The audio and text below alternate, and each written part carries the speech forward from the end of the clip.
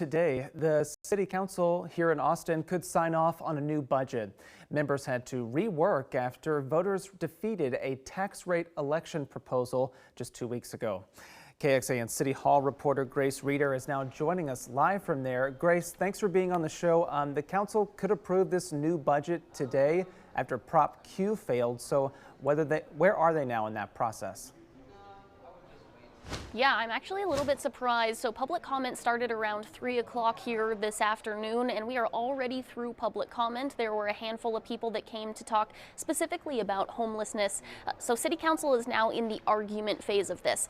First, let's back up though a little bit and talk about what's going on here. So when City Council approved a budget in August, they signed off on a budget that included funding that would have come to the City of Austin should Prop Q have passed. But of course, Prop Q did not pass, which means the city's working with roughly $110 million less dollars than they thought they may have. So they have to cut $110 million from that budget they approved in August, and that's the debate that's happening here today. The fiscal year started October 1st, so we are already well into the fiscal year. City Council working, scrambling really to get a budget because we are already in the midst of the budget year. Well. And Grace, I know in your reporting you talked about the city discussing council spending and even auditing the Austin budget itself. Is that going to happen now?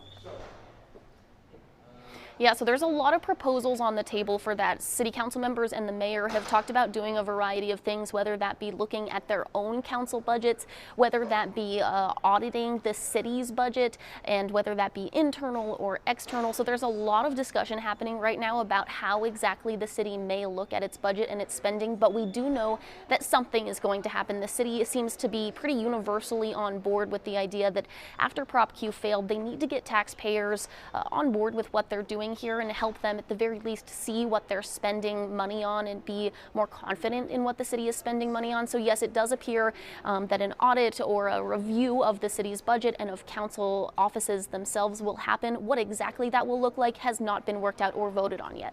Okay, the budget, if that was not enough today, the agenda initially included a tentative agreement with the Austin Firefighters Association. But Grace, why was that taken off the table today, and what happens next?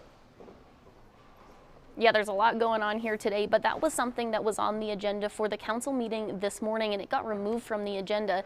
The reason for that is because after the city and the union reached a tentative labor deal, the union came out and announced that they were petitioning to codify 4-person staffing in the city of Austin. So basically, when you call 911 right now, 4 people show up on every fire truck. The city of Austin has that in place right now, but they have discussed potentially eliminating that requirement and allowing 3 people to go out on certain trucks when there is overtime issues. So that is something that has been brought up since that bargaining period. So the city of Austin is asking the Austin Firefighters Association to come back to the table to discuss that.